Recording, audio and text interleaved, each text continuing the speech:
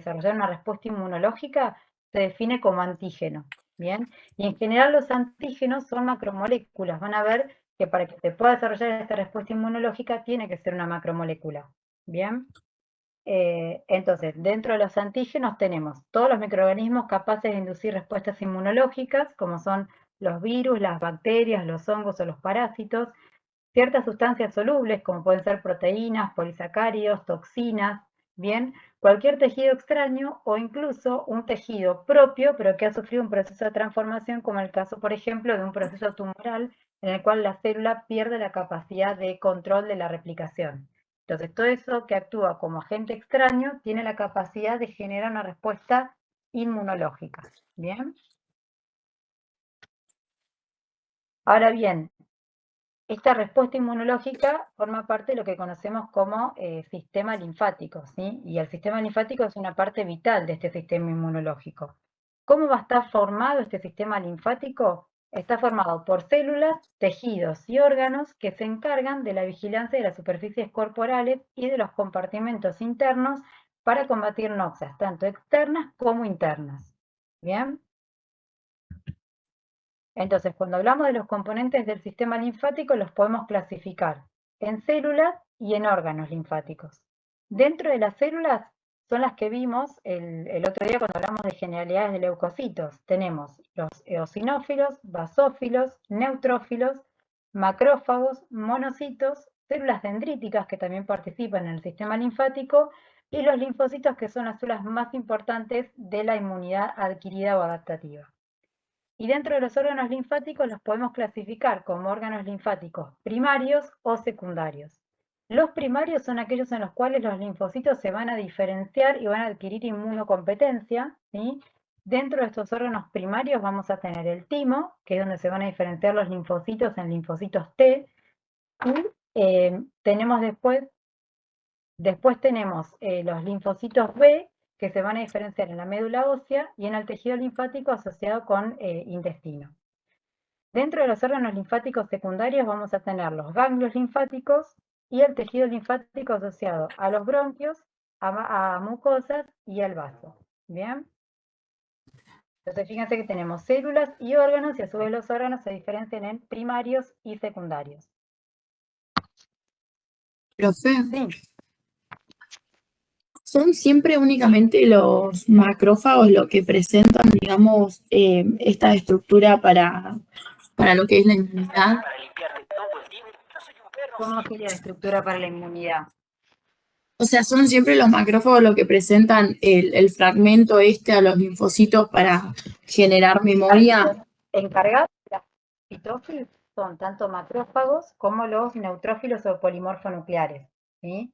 Pero Que después cualquiera tenemos de esas tres pueden presentar el microorganismo a los linfocitos para la adquisición de memoria y por ende todas las anticuerpos. células que tienen la capacidad de endocitar antígenos y que además lo pueden expresar en la superficie, que después vamos a ver, lo hacen a través de los complejos de histocompatibilidad, van a actuar como células presentadoras de antígenos. ¿Sí? Ah, ok, ok, Las células buenísimo. principalmente encargadas de ejercer la función de presentadoras de antígenos van a ser los macrófagos, los linfocitos B, las células dendríticas, ¿sí? Y después todas las células que están anexas a la piel, como son las células de Langerhans, pero todas las que tienen la capacidad de exponer estos antígenos en la superficie actúan como células presentadoras de antígenos. ¿Sí? Profe, ¿le puedo hacer una Gracias. pregunta? Sí. Que ahí aparece que los linfocitos T se desarrollan en el timo, pero Sí. después que el timo se vuelve un tejido, podríamos decir, de grasa, ¿qué ocurre con los linfocitos T? ¿Se siguen desarrollando en la médula? Se siguen desarrollando en los ganglios linfáticos. Bien. ¿Sí?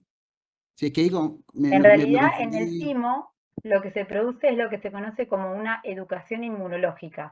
Entonces, estos linfocitos T, que vamos a ver que pueden ser linfocitos T CD4, CD8, estos linfocitos lo que hacen es reconocer cuáles son los tejidos o las células propias del organismo para no generar cuadros de autoinmunidad. Eso es lo que se conoce como educación inmunológica.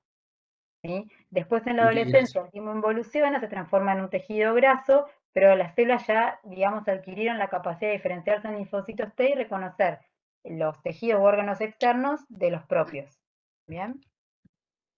Gracias, Profe, profe. le hago una consulta. ¿Y cómo se pueden generar nuevos linfocitos T? ¿O una vez que se pierden por alguna enfermedad o algo, ya no se No, pueden nosotros recuperar? tenemos, ¿se acuerdan cuando habíamos visto el ciclo vital de los leucocitos? Vimos que se regeneran a partir de una célula pluripotencial en la médula ósea y que se diferenciaban en un linaje que era el linaje de los linfocitos. Lo que se produce después es una maduración y esa maduración está mediada por el tipo de receptores de superficie que hace que se diferencien en células T o células B. Bien, pero los linfocitos se generan todos en la médula ósea a partir de la célula madre pluripotencial. Con la diferencia esta que yo les mencionaba la vez pasada, que los linfocitos no son células terminalmente diferenciadas, ¿sí? Sino que son capaces de sufrir divisiones y diferenciaciones en otros tipos de células efectoras. O sea, un linfocito puede diferenciarse en linfocito T, en linfocito B, dependiendo de lo que requiere el organismo, que además tienen la capacidad de salir desde la luz del vaso a los tejidos y de los tejidos volver al vaso sanguíneo, ¿bien? Y que son capaces, fíjense lo que dice al final, que a pesar de que estas células progenitoras se originan en la médula ósea, pueden desarrollarse fuera de estos en los tejidos asociados al sistema inmunitario, estos tejidos que yo les comento.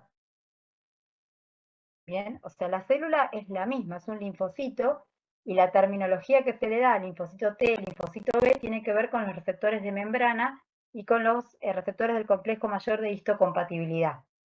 ¿Bien? ¿Se entiende eso? Sí, profe. ¿Sí? Bien. Entonces, cuando hablamos de los órganos linfáticos, les decía, órganos linfáticos primarios, tenemos el timo, ¿bien? De eso el nombre de T, por timo. Es una glándula plana que tiene dos lóbulos, que se sitúa posterior al manubrio del esternón y se extiende hacia el interior del mediastino anterior al pericardio fibroso, ¿sí? Contiene los linfocitos T que van a estar en desarrollo. A este nivel es donde se produce esto que yo les explicaba, la educación tímica. ¿Por qué? Porque después en la pubertad el timo desaparece, es reemplazado por tejido graso, pero ya adquirí mi clúster o mi pool de linfocitos T en sangre que se van a ir regenerando a partir de la célula madre pluripotencial de la médula ósea, que después se van a diferenciar a nivel del ganglio linfático. Si ustedes van a leer en el libro de histología del Ross, van a ver cómo dentro del ganglio linfático y dentro del vaso hay diferentes zonas de diferenciación de los linfocitos. Yo no me quise explayar tanto en la parte histológica, pero si les interesa van a ver cómo se diferencian distintas áreas de desarrollo dentro de estos órganos linfáticos. ¿Bien? Así les puedo aclarar un poquito más en detalle. Dentro de los órganos linfáticos secundarios van a tener los ganglios linfáticos, ¿sí? Fíjense esto que yo les decía, tenemos el centro germinal, el folículo, todo esto, si lo quieren ver en detalle, lo pueden leer en el libro de histología, pero no me quise ir por las ramas porque si no los iba a marear. ¿Bien? Estos son pequeños órganos encapsulados que se localizan en diferentes partes del cuerpo y que contienen células inmunes que lo que hacen es capturar los antígenos y los exponen a los linfocitos para su activación. Bien, la función fundamentalmente de los ganglios linfáticos es de actuar como un filtro para la linfa, bien, ¿para qué? Para generar una respuesta inmunológica frente a los distintos antígenos que vienen en esa linfa circulante. Bien, es como si fuera una especie de colador que lo que hace es tratar de sacar los antígenos que están circulando por la linfa. ¿Bien? Dentro de los órganos linfáticos secundarios tenemos también el vaso. El vaso va a estar situado en el hipocondrio izquierdo. Está en relación con el estómago en la cara anterior, con la porción izquierda del diafragma en la cara posterior, con la flexura cólica izquierda en la cara inferior y el riñón izquierdo en la cara medial. ¿Bien? El tamaño aproximado es de 12 a 7 centímetros, más o menos el tamaño de un puño, y cumple dos funciones fundamentales. Una es la función inmunitaria, ¿bien? Porque lo que hace es filtrar la sangre y reacciona inmunitariamente a los antígenos que circulan por ella. Pero fíjense, los ganglios linfáticos lo que hacen es filtrar la linfa, mientras que el vaso lo que hace es filtrar la sangre. Bien, pero en definitiva cumple la misma finalidad que es filtrar los antígenos que vienen circulando, tanto por linfa como por sangre. Y después tiene función hematopoyética, ¿por qué? Porque lo que hacen es eliminar los eritrocitos senescentes defectuosos y lo que hacen es reciclar el hierro de la hemoglobina degradada. Bien, por eso los pacientes que por algunas circunstancias son esplenectomizados, o sea, se les saca el vaso, son pacientes que están inmunocomprometidos. ¿Por qué? Porque pierden este filtro de la sangre de los antígenos al perder el vaso. Entonces son pacientes a los que hay que darle esquemas completos de vacunación y cierto tipo de cuidados por el riesgo de inmunocompromiso que tienen. ¿Sí? Profe, una consulta. Sí. ¿La eliminación de los eritrocitos envejecidos y defectuosos en el vaso tiene un nombre específico? Sí. ¿No es Es la hemocateresis? hemocatéresis. Hemocatéresis se llama. Ah, muchas gracias. No, de nada. Por eso los pacientes que tienen cuadros con anemia hemolítica significativa o cuando hay una hemólisis exacerbada, los pacientes suelen tener agrandamiento del vaso, o sea, tienen una esplenomegalia. Bien. Por ejemplo, ciertos pacientes con alguna esferocitosis hereditaria o tener alguna malformación en la membrana del glóbulo rojo o alguna hemoglobinopatía que hace, como vimos la clase pasada, que hace más lábil al glóbulo rojo y no tenía la capacidad de formarse y moría rápidamente, no el tiempo promedio de un glóbulo rojo, se produce un agrandamiento del vaso para tratar de eliminar estos glóbulos rojos defectuosos. ¿Sí? Entonces, esto Profe, una sí, pregunta. sí. ¿Por qué se dice que el vaso es un órgano reservorio de sangre? ¿Por reciclar la hemoglobina?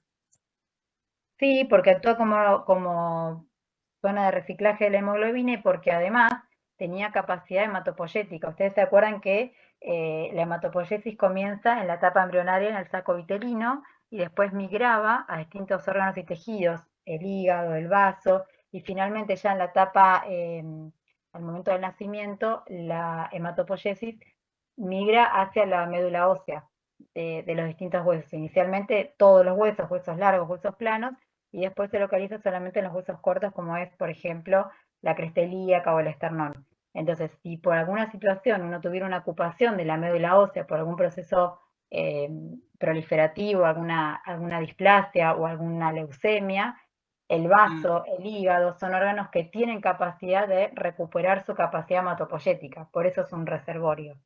Ah, dale, gracias. ¿Bien? No, de nada. Entonces, dentro de los tejidos y órganos linfoides secundarios teníamos los que estaban asociados a mucosas, ¿sí? Que tienen vigilancia inmunológica de estas membranas y mucosas, los ganglios linfáticos, que dijimos filtraban la linfa, ¿bien? Y generan respuesta inmunitaria a los antígenos en la linfa, y el vaso lo que hace es filtrar la sangre, ¿bien? Y va a generar respuesta a los antígenos circulantes en sangre.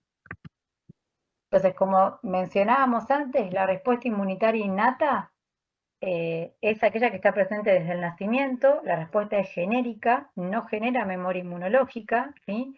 Y va a estar compuesta por las barreras naturales del organismo, ¿bien? Como por ejemplo son las barreras epiteliales. Esto representa la primera línea de defensa contra la agresión microbiana, ¿bien? Y lo que da es una defensa de tipo inmediata contra la infección. Entre las 0 y las 12 horas se va a producir la defensa, ¿bien? Y van a reconocer a los patógenos de manera genérica, ¿bien? O sea, todos los fagocitos, el sistema de complemento, no son específicos contra un determinado agente, ¿bien? Entonces, primero tenemos las barreras de defensa, ya sea la piel, las mucosas, participan también el sistema de complemento, como vamos a ver más adelante, bien, que son toda una serie de proteínas destinadas a marcar los antígenos para su destrucción y a su vez ayudan a reclutar células inflamatorias, componentes celulares, ¿sí? Como son los fagocitos fundamentalmente, los macrófagos y los polimorfonucleares, y las células natural killer. Todas estas constituyen la respuesta inmunitaria innata. Ahora, cuando esta primera barrera de defensa fracasa, ahí lo que va a producirse es la activación de la inmunidad adaptativa. ¿Bien? Pero fíjense lo que les decía recién, las barreras físicas y químicas, ya sea el epitelio de revestimiento, ¿sí? Vamos a ver que tenemos distintos tipos de epitelios en función de los órganos y tejidos, las distintas células que corresponden a la inmunidad innata, ¿bien? Las citoquinas, que son proteínas secretadas por el sistema inmunológico, que lo que hacen es favorecer el crecimiento y la diferenciación de estas células inflamatorias, de los linfocitos, de los monocitos, ¿bien? El sistema de complemento es un sistema de unas 20 proteínas, muchas de las cuales son precursoras enzimáticas, que normalmente van a estar inactivadas, pero pueden activarse cuando se produce una respuesta inflamatoria, ¿sí? Habitualmente se inicia a través de una cascada que se conoce como vía clásica, ¿bien? Que después va a converger en una vía común. Y lo que hacen es activar estas proteínas, que en total son 11, que se denominan de C1 a C9, la proteína B y la proteína D. Bien, ¿cuál es la finalidad del complemento? Fundamentalmente esto, lisar la célula, bien, la célula antigénica o la célula extraña que tiene englobada, por ejemplo, al agente agresor, favorecen la opsonización. ¿Se acuerdan cuando vimos el otro día en el proceso inflamatorio que para que se produjera la fagocitosis, la célula estaba revestida por opsoninas? Entonces, cuando hay un proceso de opsonización, eso favorece la fagocitosis del agente extraño. A su vez, lo que hacen es activar las respuestas inflamatorias, favorecen la degranulación, por ejemplo, de mastocitos, histocitos que van a liberar sustancias vasoactivas y van a favorecer a su vez la extravasación o diapédesis de la célula que participa en la respuesta inflamatoria. Y a su vez lo que hacen es ayudar a eliminar los elementos que quedan de esa respuesta inmunológica mediante la degradación del complejo antígeno-anticuerpo. ¿Bien? ¿Se entendió eso del complemento? Es como el nombre lo dice, justamente es un complemento a la respuesta inflamatoria. ¿Bien? Entonces, Profe, una sí, pregunta. ¿Las sí. Natural Killer entonces pertenecen a la inmunidad innata? Pues no es un Pertenecen a la, linfocito. pertenecen a la inmunidad natural. Ah, pero es un linfocito, igual está en la innata. Sí, sí, pero Ah, forma está parte bien. de las barreras de defensa natural. Ah, ok. Profe, Sí, ¿qué sería la vía clásica?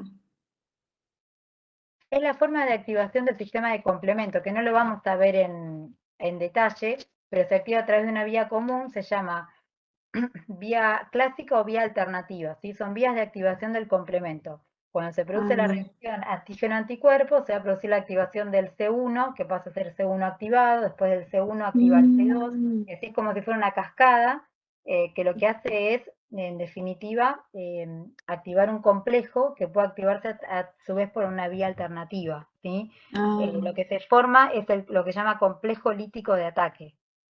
Bien, todas estas vías convergen, tanto la vía clásica como la vía alternativa, van a converger para formar este complejo lítico de ataque, que es el responsable del que produce sobre la célula o la membrana de la célula afectada. y muchas gracias. Sí. No, de nada. Entonces, si uno quisiera, de alguna manera, resumir qué es lo que se produce frente a una noxa, frente a cualquier antígeno, como dijimos, es inicialmente, como vimos el otro día, se producían cambios a nivel vascular. Esos cambios vasculares generaban vasodilatación. La vasodilatación lo que iba a permitir es mayor aflujo de sangre para que llegaran mayor cantidad de células que participan en la respuesta inflamatoria. Y no solo se producía un aumento de la vasodilatación, sino que había un aumento en la permeabilidad del vaso. Y ese aumento en la permeabilidad del vaso lo que permitía era el exudado, el traspaso de plasma y a su vez ciertas proteínas hacia el intersticio. Todo eso permitía las reacciones de coagulación a nivel intersticial y de alguna manera se tabica el sitio de infección o de inflamación. Como consecuencia de la vasodilatación se producía un mayor traspaso de líquido hacia el intersticio e indirectamente se generaba una hemoconcentración en el vaso que favorecía la marginación de los leucocitos, y como consecuencia de esa marginación vimos que al aproximarse más al endotelio, los glóbulos blancos podían migrar mediante una unión que inicialmente era lábil hacia el endotelio y después se producía un proceso de adhesión y la diapédesis del glóbulo blanco hacia el intersticio o hacia el sitio de inflamación. ¿De qué manera estaba mediada esa migración de los glóbulos blancos? A través de un proceso de quimiotaxis, ¿sí? Y la quimiotaxis era ni más ni menos que la movilización de esas células a través de un gradiente químico. Bien, ¿se acuerdan que todo esto lo vimos en la clase pasada?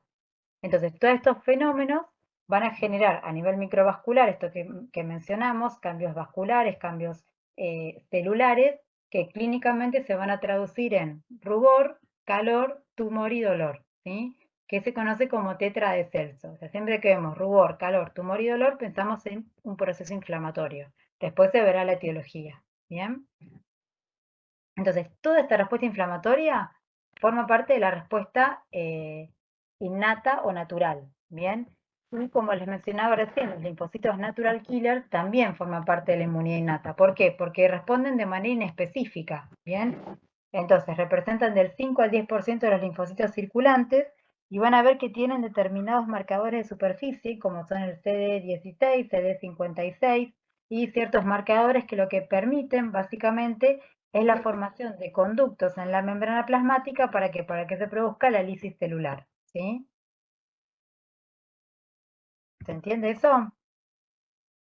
Entonces, si uno tuviera que enumerar la inmunidad natural, tenemos las barreras dadas por los epitelios, todos los componentes celulares, fundamentalmente los células con función fagocítica, que son los macrófagos y los leucocitos polimorfonucleares o neutrófilos, bien, con menor fortaleza pueden participar como fagocíticos las otras células de la línea blanca, pero cuando hablamos de fagocitos fundamentalmente hablamos de esas dos líneas celulares, y después tenemos las células natural killers y todos los componentes asociados como son las citoquinas y el sistema de complemento. ¿Bien? Todos estos interactuando lo que van a generar es una respuesta inflamatoria a nivel de la noxa. Para si esa respuesta inflamatoria... Sí. Si cualquier producto que quieres con 15% de descuento en hasta 15 cuotas fijas y comenzar a pagarlo recién bajo con crédito. Están haciendo una pregunta porque se escucha mal. No, es una publicidad que se escucha de fondo. Por eso digo, ¿qué voz de locutor tiene mi alumno? Pero no le estaba entendiendo. Listo. Entonces, después tenemos lo que se llama la inmunidad adquirida, ¿sí? Que en realidad uno lo separa, como les dije la otra vez, en inmunidad natural y adquirida, como que son dos etapas que termina una y empieza la otra. En realidad son procesos que se van dando de manera simultánea. La inmunidad adquirida cobra más fuerza cuando falló la defensa innata, ¿sí? Entonces ahí se activa el sistema inmunitario específico contra el agente agresor específico, ¿sí? Entonces, se diferencia la inmunidad adquirida de la inmunidad innata o natural. ¿Por qué? Porque tiene especificidad y porque tiene memoria. Bien, una vez que yo me expuse al agente agresor, estos linfocitos tienen la capacidad de responder frente a una nueva exposición de manera más rápida y con una respuesta más fuerte. Bien.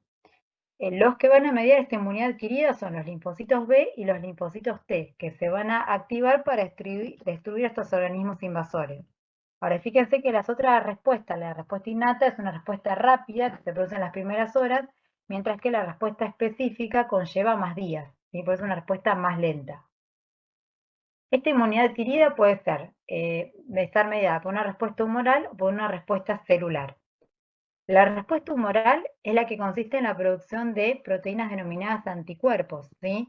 Que los que van a producir los anticuerpos son las células plasmáticas. O sea, el linfocito B cuando se activa se transforma en plasmocito o célula plasmática y lo que va a hacer es liberar anticuerpos. ¿Bien? ¿Saben qué son los anticuerpos? ¿Alguien me lo puede definir? Proteínas específicas que buscan un antígeno puntual. ¿Cómo? Proteínas específicamente diseñadas para unirse con un antígeno para marcarlo. Bien, perfecto. O sea, la función del anticuerpo básicamente es activar los mecanismos inmunológicos, ¿sí? ¿Y cómo es la estructura del anticuerpo? Está formado por 4 cadenas, ¿sí? 2 cadenas livianas, 2 cadenas pesadas, son cadenas polipeptídicas, ¿bien? Y que van a estar unidos entre sí a través de puentes disulfuro. Y después van a tener una zona de unión variable al antígeno, que es lo que le va a dar la especificidad a cada anticuerpo, ¿bien? Después Profe, ¿puedes repetir las cadenas que tienen, por favor? Ahora igualmente les muestro una fotito del anticuerpo y se los repito viéndolo, que es más fácil para fijarlo. Listo, gracias, profe. 4 cadenas polipeptídicas, 2 cadenas livianas y 2 cadenas pesadas, unidas entre sí a través de puentes disulfuro. ¿Bien? Y después tenemos la inmunidad celular, ¿sí? Que es la que se identifica en células transformadas y células infectadas por virus. ¿Para qué? Para la destrucción de las células asesinas específicas, ¿sí? Que son los linfocitos T. Entonces, estos linfocitos T responden a los antígenos solo cuando están unidos a moléculas específicas llamadas proteínas del complejo mayor de histocompatibilidad. Cuando uno piensa, los organismos responden de diferente manera a distintos agentes agresores. O sea, la respuesta inmunitaria entre individuos no es la misma, sino que va a estar condicionada por factores hereditarios, ¿sí? Estos genes más importantes relacionados con esta diversidad genotípica se localizan en el llamado complejo mayor de histocompatibilidad, que está en el brazo corto del cromosoma 6. ¿sí? Eso es lo que hace que tengamos distintas susceptibilidades a distintos tipos de infecciones. ¿Bien? Entonces, este complejo mayor de histocompatibilidad, vamos a ver que se define como la región genética que va a determinar la estructura de las moléculas de superficie cuya función es la de presentar los péptidos antigénicos a los linfocitos T. Después vamos a ver que dentro del complejo mayor de histocompatibilidad tenemos dos tipos de moléculas, ¿sí? Las tipo 1 y las tipo 2. ¿Bien? Pero en definitiva el complejo mayor de histocompatibilidad lo que define es la diferente respuesta que hay entre individuos frente a un determinado antígeno. ¿Bien? Profe, consulta. Sí. Los anticuerpos estaban formados por dos cadenas pesadas, dos livianas, dos polipeptídicas que están No, unidas por... son 4 cadenas polipeptídicas en total. De esas 4 cadenas polipeptídicas, 2 son livianas y 2 son pesadas. Bien, y están unidas por... Por puentes disulfuro. Listo, gracias. No, de nada. Yo me re perdí en lo último que explicaste. Bien. Nosotros sabemos que, lo que yo les decía, la respuesta inmunitaria frente a un determinado antígeno no es la misma entre vos, tu tío, tu vecino, o sea, todos tenemos distintas maneras de responder y esa diferencia en las respuestas depende de factores genéticos, ¿sí? Los genes que definen esta diversidad en la respuesta son los llamados complejo mayor de histocompatibilidad, ¿sí? Y están codificadas en un cromosoma que es el cromosoma 6, específicamente en el brazo corto de ese cromosoma. Este complejo, Gracias. ¿se entiende? Sí. Ahí lo dijiste con otras palabras. Bien, entonces este complejo mayor de histocompatibilidad lo que va a definir es cómo es la molécula, cómo es la estructura de estas. ¿Ven esto que figura acá, que es la proteína del complejo mayor de histocompatibilidad? Bueno, esos genes lo que van a codificar es cómo son estas proteínas de superficie, que en definitiva lo que cumplen es la finalidad de presentar los antígenos a los linfocitos T. ¿Bien? Entonces hay 3 tipos principales de células presentadoras de antígenos, como habíamos dicho antes, que eran los linfocitos B, los macrófagos y las células dendríticas. ¿Bien? Profe, una Sí. pregunta. O sea, sucede la presentación de antígenos, entonces la respuesta la va a tener el mismo linfocito, es decir, él mismo va a generar el anticuerpo. ¿O ¿Cómo? qué es lo que, No te qué es lo que entendí la sucede pregunta. al presentar el antígeno? ¿Qué sería? Vieron que yo les he dicho, ¿se acuerdan que habíamos dicho la definición de antígeno? ¿Qué era un antígeno? Era toda sustancia capaz de generar una respuesta inmune, una respuesta inmunológica, ¿sí? Pero para que pudieran inducir una respuesta inmunológica, tenían que ser macromoléculas. Bien, ahora esos antígenos tienen que estar expuestos en la superficie de la célula, unidos a través de una proteína, que son estas proteínas del complejo mayor de histocompatibilidad. Por eso yo les decía, el complejo mayor de histocompatibilidad, fíjese acá, el complejo mayor de histocompatibilidad define la región genética que determina la estructura de las moléculas de la superficie celular, cuya función es presentar el antígeno a los linfocitos. Entonces, el complejo mayor de histocompatibilidad lo que me va a definir es la morfología de esta molécula de superficie de la célula presentadora de antígeno. Sí. ¿Se entiende eso? Sí. ¿Se entendió, no? Entonces, el complejo mayor de histocompatibilidad lo que me va a definir es la morfología de estas moléculas de superficie, que tenemos dos tipos, como yo les decía, las moléculas de histocompatibilidad tipo 1, que se va a presentar de manera constitutiva en todas las células nucleadas. Por lo tanto, los eritrocitos no tienen moléculas del complejo mayor de histocompatibilidad tipo 1, ¿por qué? Porque los eritrocitos se acuerdan que son células anucleadas. ¿Bien? Y después tenemos las moléculas del complejo mayor de histocompatibilidad tipo 2, que se van a expresar en células dendríticas, linfocitos B y macrófagos. Es decir, ¿en dónde? En las células presentadoras de antígenos, que habíamos dicho que eran las 3 células principales presentadoras de antígenos. ¿Bien? Entonces, Fíjense que las moléculas del complejo mayor de histocompatibilidad clase 1 van a estar presentes en donde dijimos, en todas las células nucleadas. Y lo que van a hacer es presentar el antígeno, ¿a dónde? A los linfocitos TCD8. Se presentan antígenos de procedencia endógena.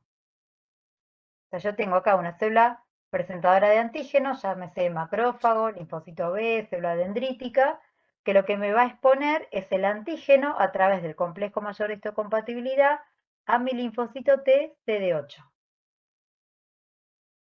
Bien. Después tenemos las moléculas del complejo mayor de histocompatibilidad 2, ¿dónde se presentaban? En las células presentadoras de antígenos, macrófagos, linfocitos B y células dendríticas. Me expone el antígeno ¿a quién? Al linfocito T CD4. Bien, entonces lo que hacen fundamentalmente es presentar antígenos de tipo exógenos. ¿Se entiende eso? ¿Puedes repetir, profe? Habíamos dicho que teníamos dos moléculas del complejo mayor de histocompatibilidad. Las clase 1 están en todas las células nucleadas.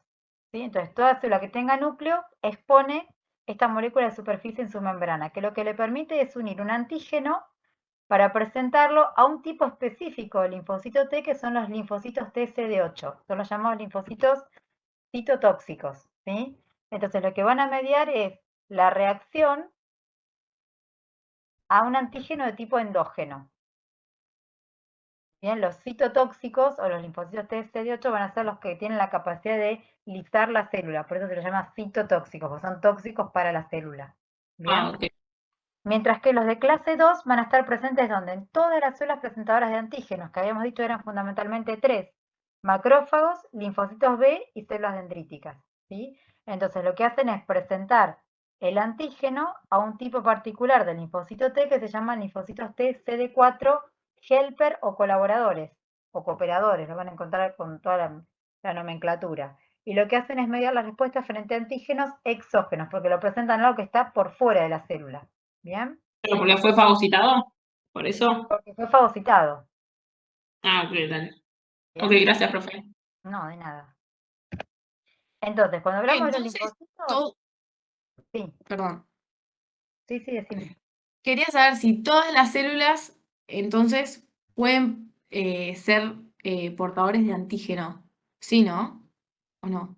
Las que cumplen esta función fundamentalmente son las presentadoras de antígenos, que son los macrófagos, las células dendríticas y los linfocitos B.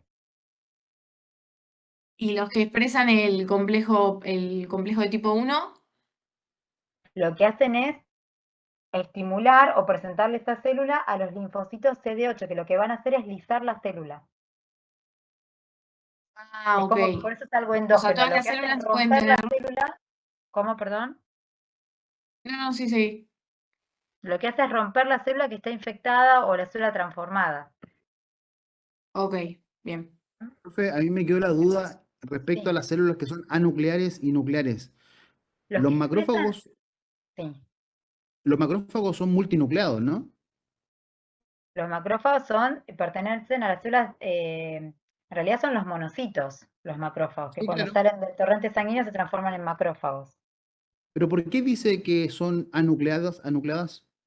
No, es que en realidad este tipo de complejo de histocompatibilidad se presenta solo en las células que tienen núcleo, células nucleadas.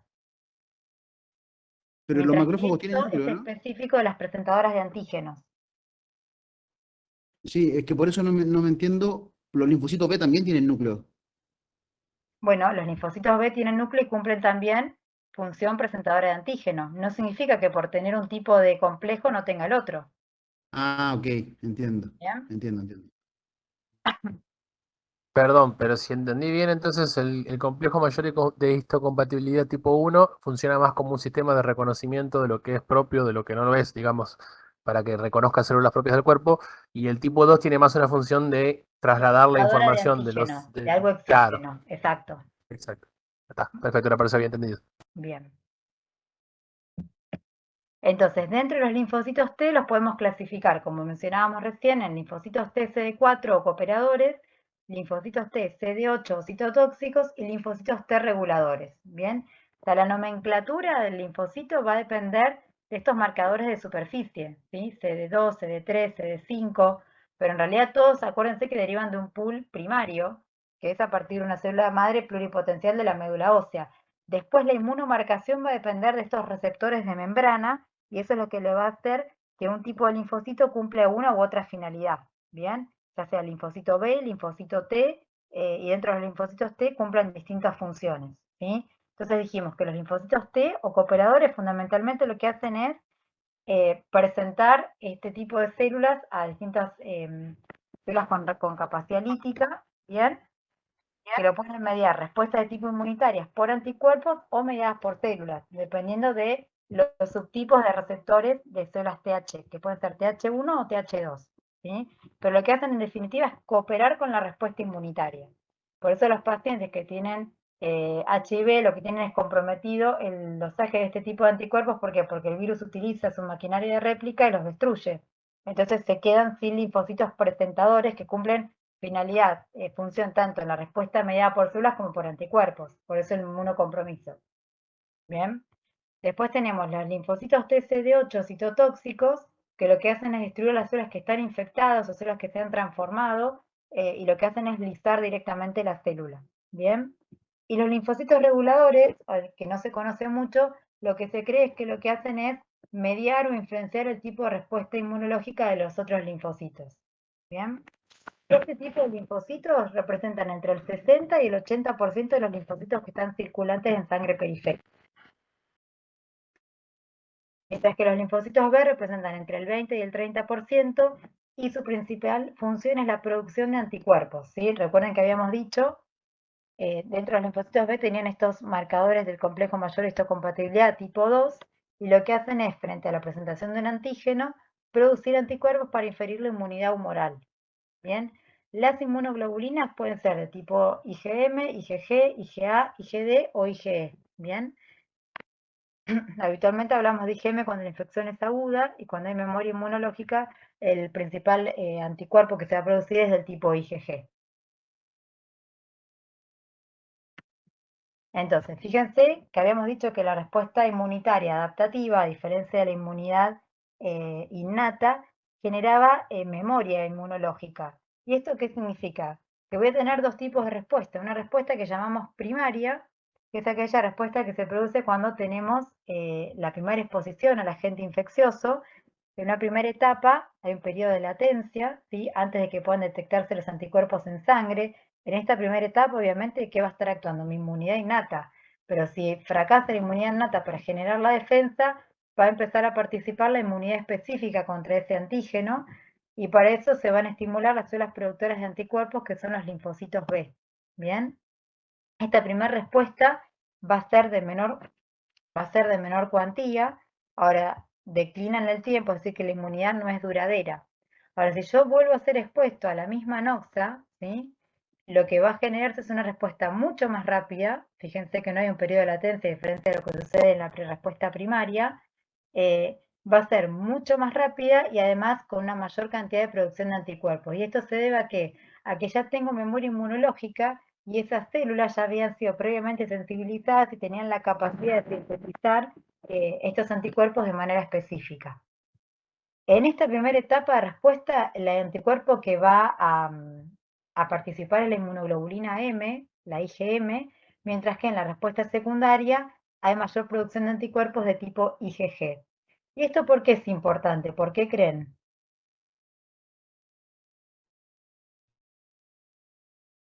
Para saber, por ejemplo, si controlamos las inmunoglobulinas, para saber si nos reinfectamos o la infección es reciente, ¿puede ser? O sea, esto es muy importante. Por ejemplo, cuando a las mujeres embarazadas se le hace la determinación de toxoplasmosis y todas las enfermedades infectocontagiosas que pueden afectar el desarrollo del bebé, poder diferenciar si la infección es aguda o crónica es muy importante, porque tiene aparejado consecuencias sobre el feto. Entonces, si una mujer tiene toxoplasmosis y lo que tiene alto son los niveles de IgM, me da la pauta de que la infección fue aguda. En cambio, si la mujer le hago un dosaje de los anticuerpos antitoxoplasmosis, que son del tipo IgG, me habla de que esta paciente está inmunizada porque en algún momento de su historia inmunológica fue expuesta a este tipo de parásitos, ¿sí? Entonces, eso me permite diferenciar si el paciente está protegido o si la infección es aguda. Y esto aplica a todos los tipos de microorganismos a los cuales uno puede exponerse, ¿sí? Y esto también es el fundamento de la inmunización o de las vacunas. Yo me doy una primera dosis en la cual genero una respuesta inmunológica y después me doy una segunda dosis que actúa como un refuerzo para generar una respuesta secundaria y tener mayor producción de anticuerpos que tienen una mayor duración. Esto fue lo que se hizo también con la vacuna del COVID. Nos daba una primera vacuna que generó una respuesta, digamos, corta o de escasa cuantía y había que reforzarla con otras dosis para mejorar la memoria inmunológica y el dosaje de anticuerpos, ¿sí? O sea, es Profe, un parámetro Sí, de laboratorio que nos permite medir el estado de la infección, ¿no? claro, si yo quiero saber, por ejemplo, quiero saber si tuve hepatitis B. Bueno, yo puedo hacer un dosaje de mis anticuerpos. Si tengo IgM alta, me habla de que la infección es aguda. Ahora, si tengo IgG alta, la infección es crónica o ¿qué puede haber pasado? Que yo me haya vacunado para la hepatitis B y lo que tengo es una inmunidad adquirida de manera artificial por una vacuna.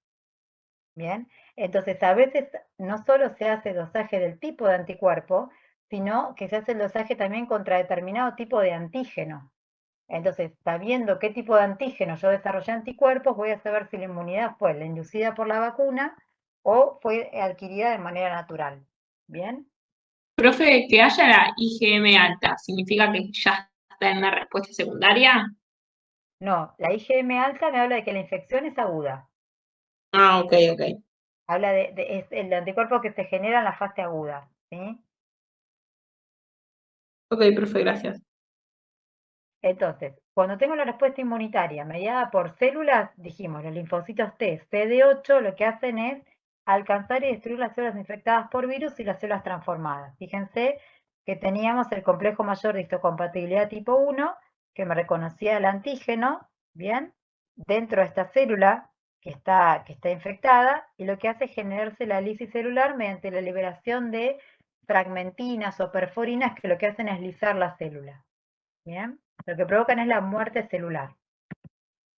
En cambio, los linfocitos T cooperadores lo que hacen es activar a la célula presentadora de antígenos, en este caso sería un macrófago, y lo que hacen es destruir a la bacteria fagocitada y a los antígenos extraños. ¿Bien? ¿Cómo lo hacen? Se unen al complejo mayor de histocompatibilidad y van a favorecer el proceso de fagocitosis.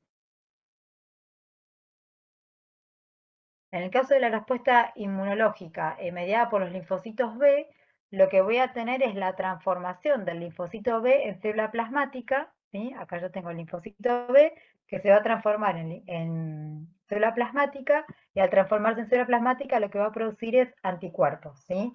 Y fíjense, en este caso, el linfocito T actúa como colaborador o cooperador para la activación o la transformación del linfocito B en célula plasmática. ¿Bien? Profe, ¿todo eso se da simultáneamente? O sea, se activa la CD4, la CD8, Claro que la otra sí, que sí, era... de alguna eh, manera uno no me diferencia acuerdo. respuesta humoral, respuesta celular para esquematizarse y poder entenderlo y estudiarlo. Pero estos son procesos que se dan de manera simultánea, la inmunidad innata, la inmunidad adquirida, la respuesta mediada por las células de primera barrera de defensa, que serían los fagocitos, y a su vez todas estas sustancias del complemento, las citoquinas, todos los cambios vasculares, lo que van a hacer también es ir activando el sistema específico de defensa, que son los linfocitos. ¿Bien? Fíjense que las células que Ok. participan en la inmunidad innata, fundamentalmente los fagocitos, son las que principalmente actúan como células presentadoras de antígenos. ¿Y a quién se lo van a presentar? A las células que tienen que generar una respuesta celular, ya sea los linfocitos T, o una respuesta humoral mediante los linfocitos B. Pero todo se da de manera simultánea. ¿Bien? Entonces, como yo les decía, ¿qué eran los anticuerpos? Son estructuras polipeptídicas formadas por 4 cadenas, ¿bien? 4 cadenas livianas y 4 cadenas pesadas, unidas entre sí a través de puentes disulfuro, ¿bien? Y fíjense que cada anticuerpo va a ser específico para cada antígeno en particular. ¿Cuál es la función del anticuerpo? Lo que yo les decía antes, activar los mecanismos inmunológicos, que lo que van a permitir es provocar la eliminación del antígeno del organismo, ¿bien? Los anticuerpos tienen una porción constante, una porción variable, esto ya es más específico, creo que lo ven quizás más en detalle en ADN, Pero bueno, ¿de qué manera pueden actuar los anticuerpos? De manera directa o indirecta. De manera directa, mediante el fenómeno de aglutinación, precipitación, neutralización o lisis celular, y de manera indirecta, mediante la activación del sistema de complemento, como habíamos visto antes, o mediante la activación de células efectoras, como pueden ser los polimorfonucleares, los macrófagos o los natural killers. ¿Sí? ¿Por qué? Porque todas estas células, en definitiva, tienen anticuerpos sobre superficie que permiten la interacción antígeno-anticuerpo. Y como les mencionaba antes, teníamos los linfocitos T supresores, que son los que se conocen menos, ¿bien? Y son capaces de suprimir las funciones de los otros linfocitos, tanto citotóxicos como colaboradores, también llamados, como habíamos visto antes, linfocitos de tipo reguladores, ¿bien? Ahora, todos estos fenómenos inmunológicos son los que dan el fundamento a las vacunas y a los sueros, ¿sí? Cuando uno habla de una respuesta inmunológica, hablamos de una respuesta que puede ser natural o artificial. La inmunidad natural es la que se produce por la exposición natural frente a un antígeno o a un cuerpo extraño, ¿sí? Que a su vez puede ser activa o puede ser pasiva. ¿Cuándo va a ser activa? Cuando la persona va a generar los anticuerpos, ¿por qué? Porque hay una exposición natural frente a determinado microorganismo. Por ejemplo, voy a un lugar donde alguien está con una gripe, yo me expongo a ese individuo y me contagio del virus, entonces voy a generar una respuesta inmunológica natural que es activa. Si es mi primera infección, va a ser una respuesta primaria. Ahora, si yo ya tengo antecedentes de haber tenido gripe antes, me va a gatillar una respuesta de tipo secundaria. ¿Bien? Y esto va a diferir en que en mi capacidad de respuesta. Como habíamos visto, la respuesta secundaria era mucho más rápida y una respuesta con mayor producción de anticuerpos. ¿Por qué? Por la memoria inmunológica. ¿Bien? Ahora, a su vez, esa inmunidad natural puede ser de manera pasiva. Por ejemplo, cuando una mamá le transfiere los anticuerpos al feto, ya sea a través de la placenta o a través de la lactancia. La inmunidad es natural, pero de manera pasiva. ¿Por qué? Porque el bebé no está generando los anticuerpos, sino que los recibe a través de la madre. Por eso la importancia de la lactancia para el recién nacido, que tiene un sistema inmunológico todavía inmaduro, que no ha sido expuesto a distintos antígenos, uno le confiere cierto grado de inmunidad. ¿Bien? Y después tenemos la inmunidad que puede ser de tipo artificial, ya sea activa o pasiva. La inmunidad artificial activa va a ser por el proceso de vacunación, ¿bien?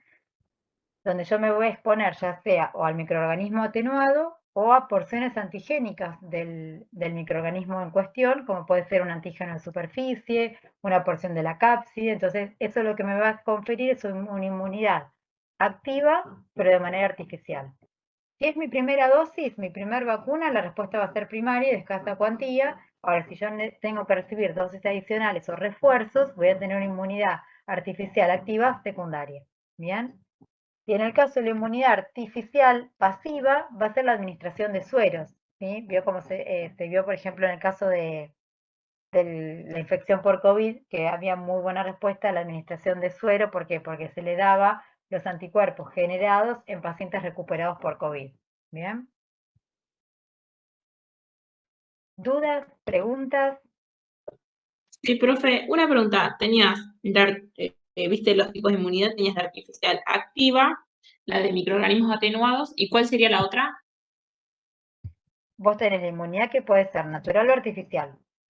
Sí. ¿Sí? La natural puede ser activa o pasiva. La activa es, me infecté. Si me infecté por primera vez, la respuesta es primaria. Si me infecté por segunda vez, secundaria. Y la pasiva es la que le transmite la mamá al bebé a través ya sea de la lactancia o de la placenta. Sí. Artificial puede ser pasiva, que es cuando se administran sueros. Y la Sí. activa es lo que yo les decía, puede ser por la exposición, ya sea al microorganismo atenuado, ¿sí? O sea, que yo le estoy inoculando el virus, la bacteria, lo que sea, viva, pero atenuada. O sea, le disminuyo su capacidad virulenta. La virulencia del germen agresor o del microorganismo agresor. O puede ser que directamente sea por virus o bacterias inactivadas, que es cuando yo lo que hago es inocular una porción antigénica para desencadenar una respuesta inmunitaria. Ah, ok, profe. ¿Sí? Gracias. Por ejemplo, en el caso de la vacuna para la hepatitis B, lo que te da es el antígeno de superficie, el antígeno S. Por eso yo puedo ver si la inmunidad o los anticuerpos que tengo en sangre son producto de la vacuna o por la infección natural. Porque si es por la vacuna, solo voy a tener anticuerpos contra el antígeno de superficie. En cambio, si la inmunidad es adquirida de manera natural, voy a tener contra ese antígeno y contra otros antígenos que están presentes en el virus completo. ¿Bien? Eso se hizo, por ejemplo, en el COVID. A los pacientes se les inoculaba, en algunos casos, el virus de un virus que estaba atenuado, que viajaba a través de un transportador o a través de una bacteria, ¿sí? ¿Para qué? Para generar respuesta inmunológica. Entonces, si yo después quería diferenciar si la inmunidad había sido adquirida por la vacuna o por la infección natural, lo que hacía era diferenciar si solo tenían respuesta frente a este antígeno, fue la vacuna. Ahora, si tenía anticuerpos contra otros componentes virulentos o antigénicos del virus, era porque la inmunidad había sido natural. ¿Bien? Profe, nada que ver, ¿no? Pero ¿cómo es su nombre y apellido? Porque el otro día le quería mandar un mensaje y no me acordaba. María Jesús Casarini. Gracias. No, de nada. Consulta. En la inmunidad adquirida, nosotros tenemos linfocitos que en una parte decía como que se reproducían, ni bien tenían los anticuerpos. ¿Esos linfocitos en qué momento mueren? O sea, ¿o cómo tenés vos una respuesta ante una enfermedad, por ejemplo, no sé, una varicela que te agarra una vez? ¿Esos mismos viven siempre con vos? No, No. lo que se generan son clones de linfocitos con memoria inmunológica. Un linfocito que se diferenció para un determinado tipo de antígeno es como que genera después un clúster, un clon de ese tipo de linfocito que va a responder específicamente frente a ese antígeno. Todos los antígenos, perdón, todos los anticuerpos derivados de un mismo linfocito generan anticuerpos idénticos. Ok, por división celular, digamos. Claro, porque ya tienen la capacidad de responder frente a ese determinado antígeno, entonces lo que van a hacer es como que quedan como células de reserva que tuvieron la capacidad de adquirir, la capacidad de diferenciarse o de generar anticuerpos específicos frente a ese determinado tipo de antígeno, ¿sí? Por eso se habla de memoria inmunológica. ¿Entiende eso? Profe, y eso de la memoria es para los B y los T, ¿no? Es para toda la inmunidad adquirida o innata, o sea, incluye tanto los B como los T. Bien. ¿Bien? ¿Alguna pregunta, duda? Seguimos con grupos sanguíneos, que es más cortito, es más sencillo también.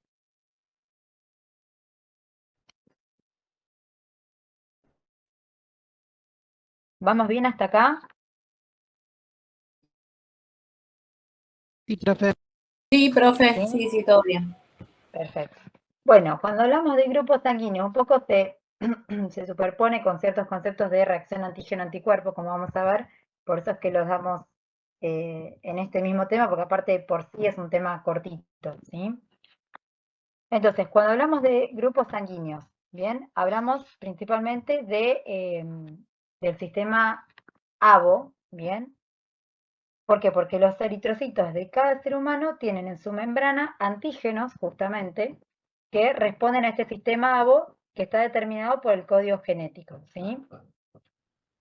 Son glicoproteínas, o sea, están compuestos por 15% proteína, 85% hidratos de carbono, que están expuestos sobre la superficie de la membrana del glóbulo rojo, ¿bien? En este sistema existe una sustancia glicoproteica común que se lo denomina sustancia H, pero en términos generales, cuando hablamos del sistema ABO, hablamos de las células que tienen anticuerpos o antígenos de tipo A, B o 0, ¿sí? ¿Qué es lo que le va a dar el nombre al grupo sanguíneo? El nombre va a depender del antígeno específico del eritrocito. Entonces, fíjense que yo tengo un paciente con grupo A, es aquel que tiene sobre la superficie el antígeno tipo A. ¿Bien? Entonces, el grupo A es el que tiene antígeno A. Y si tiene antígeno A, lo que va a tener en el plasma son anticuerpos anti-B, es decir, contra el antígeno que no tiene expuesto en su superficie. ¿Ven? En cambio, los pacientes con grupo sanguíneo B lo que tienen son antígenos de superficie de tipo B y anticuerpos en plasma de tipo A. Los pacientes que tienen grupo sanguíneo AB son aquellos que tienen tantos antígenos A como antígeno B sobre la superficie y por lo tanto no van a tener anticuerpos, sino reaccionarían contra sus propios glóbulos rojos. Y los pacientes con grupo sanguíneo 0 son aquellos que no tienen antígenos de superficie y por lo tanto van a tener en plasma anticuerpos tanto anti-A como anti-B. ¿Bien? ¿Se entiende esto? Sí. Bien. Entonces, fíjense, los pacientes con grupo sanguíneo A, dijimos tenían antígeno A y anticuerpos anti-B. Los tipo B tienen antígeno B y anticuerpo anti-A. Los grupos sanguíneos AB tienen antígenos A y B, por lo tanto no tienen anticuerpos en sangre periférica. Y los tipos 0 no tienen antígenos y tienen anticuerpos contra los dos tipos de antígenos. La reacción que se produce cuando se expone sangre con un plasma no compatible es una reacción de aglutinación. Y por eso los antígenos se los conoce como aglutinógenos y a estos anticuerpos se los conoce como aglutininas. ¿Sí? Por eso la nomenclatura puede ser que encuentren aglutinógenos y aglutininas en lugar de antígeno y anticuerpo. Pero conceptualmente es lo mismo. ¿Bien? Ahora bien, desde el punto de vista fenotípico, ¿cómo va a estar determinado la herencia del grupo sanguíneo? La herencia está determinada por una serie de alelos múltiples con genes modificadores que comprenden no solo los grupos principales A, B y 0, sino también subtipos de estos grupos sanguíneos. ¿Bien? Entonces, yo voy a tener que el genotipo A y B va a ser dominante. ¿Qué significa esto? Que cuando tengo el tipo A va a ser A y cuando tengo el tipo B va a ser B. Mientras que el tipo 0 es homocigota, o sea, para que el paciente sea grupo sanguíneo 0, los dos alelos tienen que ser 0. ¿Esto se entiende? Entonces, si el paciente es genotipo AA, o sea, uno proveniente de la madre y otro proveniente del padre, el paciente tiene grupo sanguíneo A. Pero aquel que tiene A0 también es grupo sanguíneo A, pero va a ser heterocigota. ¿Bien? Lo que pasa es O que como el sea, genotipo A es dominante, sí, yo soy cero positivo, o sea que mis papás son cero los dos. ¿Sería así? para que vos seas 0, tus papás ambos son Ah, ok, grupo 0. Entonces vos sos homocigota. ok. ¿Sí? El positivo o negativo lo vamos a ver después, que es el factor RH. Ahora lo vemos cuando seguimos con esto. Entonces, todos los que tienen A van a ser A, que pueden ser heterocigota u homocigota. Puede ser que sean tipo AB, la madre que sea A y el padre que sea tipo B, entonces el grupo sanguíneo es AB. Grupo sanguíneo B, ¿sí? Va a ser homocigota, BB, o puede ser heterocigota, B0, y solamente van a ser grupo 0 aquellos que sean homocigotas para el genotipo 0. ¿Bien? Es por eso que antiguamente se usaba para excluir paternidad el tema de los grupos sanguíneos, pero puede ser que un paciente sea 0 y tenga un hijo positivo, A positivo, por ejemplo. ¿Por qué? Porque la madre es A y expresó el genotipo dominante, que es el tipo A. Entonces, permite excluir paternidad, pero no es patognomónico o categórico para excluir la paternidad. ¿Se entiende eso? Sí, profe, no caso dele, ele En el pode caso, ser, en el profe, caso en del el caso compañero que dele, recién isso, habló, que es 0, él puede tener un hijo A, puede tener un hijo B, pero que sea heterocigota. ¿Se entiende? El compañero que recién habló, que es grupo 0, tranquilamente puede tener un hijo B o puede tener un hijo A. No podría tener nunca un hijo AB. Profe, ¿Bien? pero si sus padres pueden haber sido A0, la madre A0 y el padre A0, también él puede haber sido 0. Tiene Pero un para que él sea 25% 0 es homocigota. por eso, pero si su padre es A0 y su madre también es A0, tiene un 25% de probabilidades de ser. Claro, pero el que tiene 0, él solamente al hijo le va a poder aportar el tipo 0. Claro, pero estamos hablando de los padres, ¿no? Sí, los padres puede ser que le aporten, como vemos acá en el ejemplo. si yo tengo un padre B y un padre A, pero que es heterocigota, puede tener hijos con sangre 0, con sangre A, con sangre B o con sangre AB. ¿Sí? A lo mejor me expresé mal, perdón. Entonces va a depender si los padres son homocigotas o heterocigotas, los genotipos posibles y los fenotipos posibles. ¿Bien? Lo que sabemos es que solamente el fenotipo posible 0 va a ser con un genotipo homocigota 0. Bien, en cambio el tipo A puede ser tanto heterocigota como homocigota, lo B lo mismo, y el AB va a ser solamente genotipo AB. ¿Sí? Eso se entiende de las distintas combinaciones de genotipos. Entonces, como dijimos, el grupo sanguíneo A lo que lo va a determinar es el antígeno de superficie, representa